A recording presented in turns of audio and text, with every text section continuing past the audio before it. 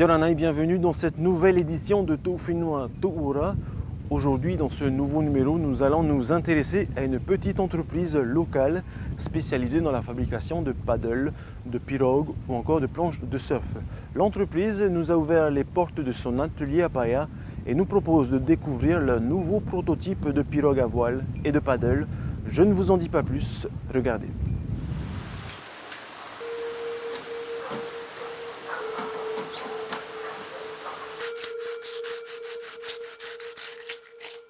Bonjour, moi c'est Mathieu. Voilà, je suis passionné de stand-up paddle, d'activités nautiques en général. Et donc je vais vous faire visiter notre petit atelier, notre garage transformé, qui se transforme de plus en plus. Suite aux différentes demandes qu'on a, donc on construit des stand-up paddle, des pirogues de pêche, des pirogues à voile, des rames, des planches de surf en bois. Vous allez voir différentes constructions. En bois, puis en fibre, voilà, en carbone, fibre de verre, différents matériaux, on va croiser différents matériaux et c'est parti pour une petite visite alors.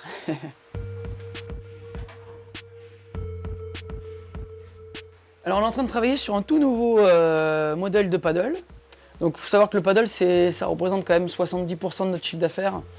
On est aujourd'hui, on glisse sur l'effet de mode. C'est le cas de le dire.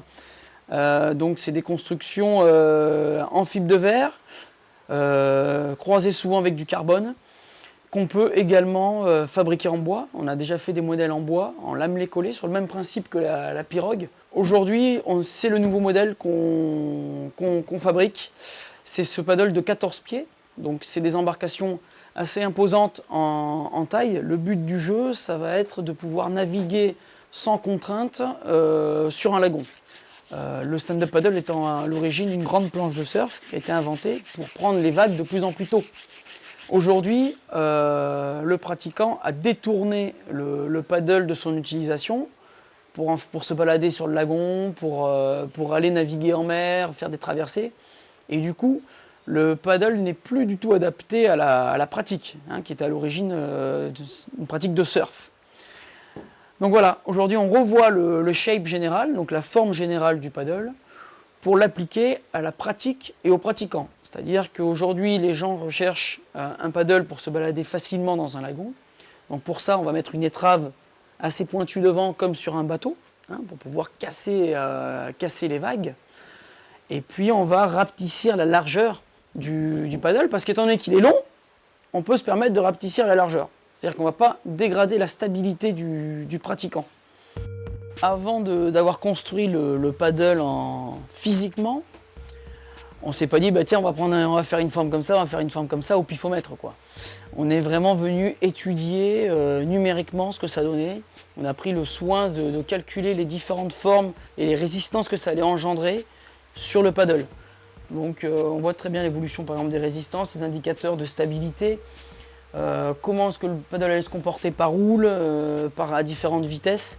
Donc tout a été calculé, si vous voulez, avant de fabriquer quoi que ce soit. On a pris à peu près, on va dire, une cinquantaine d'heures, soixantaine d'heures sur la partie numérique pour valider le concept. Parce qu'imaginez-vous bien que si on développe un prototype et puis on se dit, on va voir ce que ça donne sur l'eau, et puis de fil en aiguille on ajuste. Là, les grosses sociétés peuvent se permettre de faire ça. Malheureusement, nous, à notre niveau, on préfère assurer le coup avec notre micro-cellule bureau de recherche et développement, bureau d'études, avant de concrétiser et d'engager des frais dans la construction. Alors voici le prototype. Alors prenez pas garde de l'apparence du paddle, c'est un prototype. On a poncé, reponcé, relustré, remastiqué, retravaillé. Donc c'est le prototype, c'est de là que tout est parti, c'est cette forme-là qu'on a moulée. Donc vous voyez l'apparence générale du paddle, très pincé à l'avant, très agressif pour garantir un maximum de vitesse. On a décaissé ici le ponton. Donc c'est-à-dire que vous voyez, on a baissé le rameur, le centre de gravité du rameur de 3-4 cm. Le but de baisser ce centre de gravité-là, ne serait-ce que de 4-5 cm, ça a une grosse influence sur la stabilité du rameur. Plus votre centre de gravité est bas, plus vous allez être stable. Et donc plus vous allez être stable, plus vous allez pouvoir envoyer au niveau de la, de la puissance de rame. Donc plus vous allez être rapide. Donc le shape général du paddle cumulé à cet élément qui fait augmenter la stabilité du rameur fait que nous avons un paddle performant. Et ici on a la coque qui est inversée. Ça a plusieurs effets. Le premier, ça va être de rallonger la surface immergée. Contrairement à un bateau où déjà de suite, il va y avoir l'avant qui est banané. Okay, là, on reste plat. Donc, on a une plus grande surface qui touche l'eau. Et comme je vous disais tout à l'heure, plus le paddle est grand, plus vous allez vite. Donc, la surface immergée du paddle est optimisée jusqu'aux 14 pieds, jusqu'au bout. Et bien sûr, après, cet effet inversé va faciliter le chemin, ce qu'on appelle le chemin d'étrave. C'est-à-dire que sur un bateau normal, votre bateau va suivre la houle. Okay, donc le chemin d'étrave va être important. Il va monter, descendre, monter, descendre, monter, descendre. Vous allez parcourir beaucoup plus de chemin. Demain, avec une étrave inversée et une carrette planante, vous allez percer les vagues. Donc votre chemin d'étrave va être beaucoup moins long. Donc vous allez pouvoir aller une fois de plus beaucoup plus vite, vu que vous faites beaucoup moins de chemin. Voilà.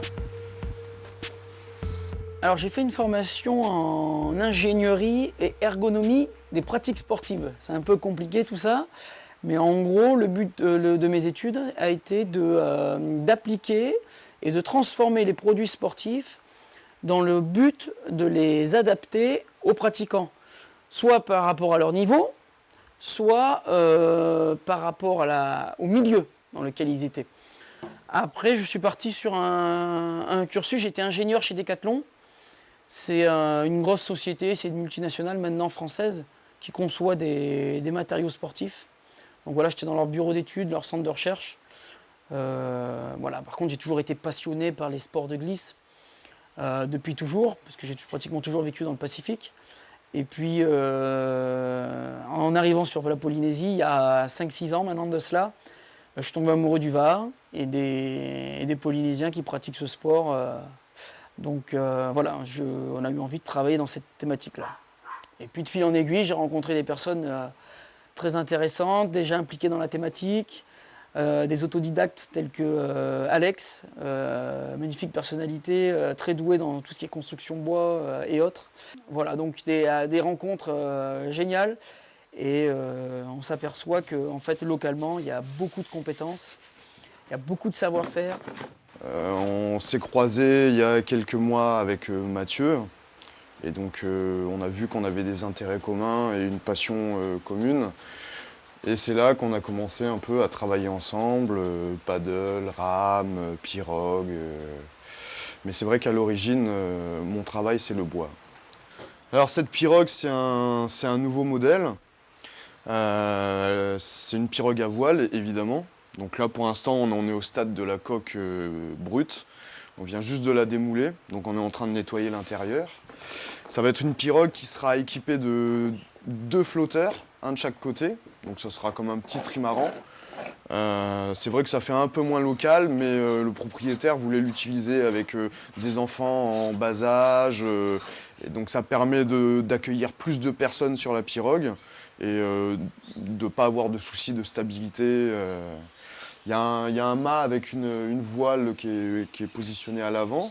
Il y a un système d'enroulement pour ranger la voile ou juste la réduire si le vent il est trop fort.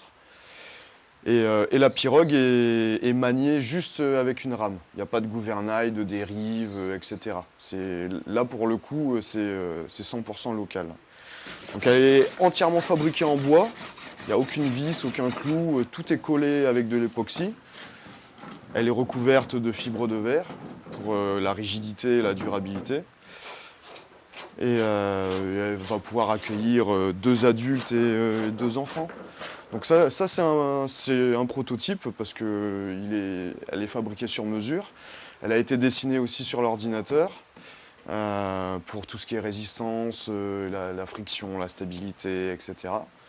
Donc avant même qu'on l'ait mise dans l'eau, on sait déjà que ça va bien marcher. Ça nous permet de calculer aussi la capacité d'emport. On fait quelque chose de précis. S'il y a 2 personnes, il faut que la pirogue puisse supporter ces 2 personnes sans problème. Et dernière chose, chaque embarcation que l'on fabrique est homologuée par les affaires maritimes. Ça, on y tient beaucoup. Donc il y a des tests qui sont faits. Les affaires maritimes polynésiennes nous délivrent un certificat de conformité. Et donc les clients peuvent l'acheter en toute sécurité, en toute tranquillité. Et le bois, c'est vrai que c'est un matériau qui est génial à travailler, c'est propre. Ça colle pas aux mains, ça sent pas mauvais.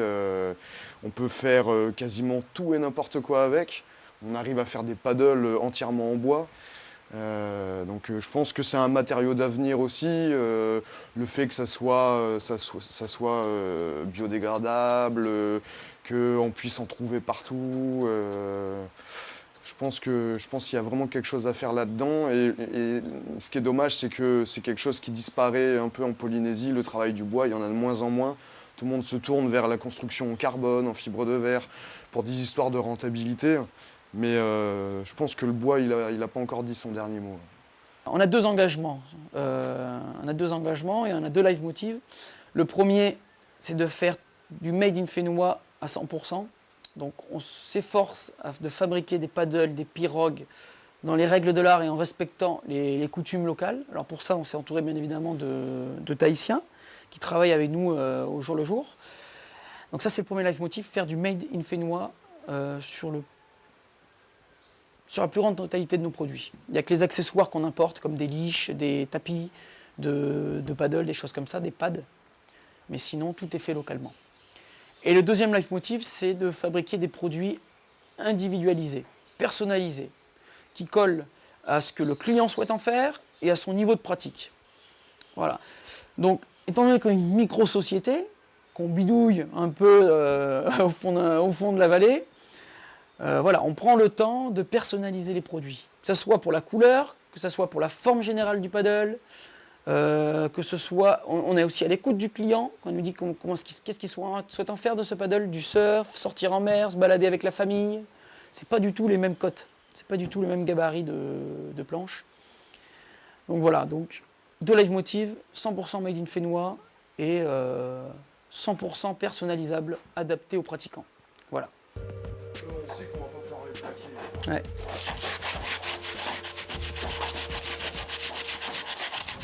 Et bien voilà, votre émission arrive à sa fin. N'oubliez pas, comme toujours, le replay de TNTV pour voir ou revoir vos émissions. Autrement, je vous donne rendez-vous la semaine prochaine pour un nouveau numéro. À bientôt sur TNTV.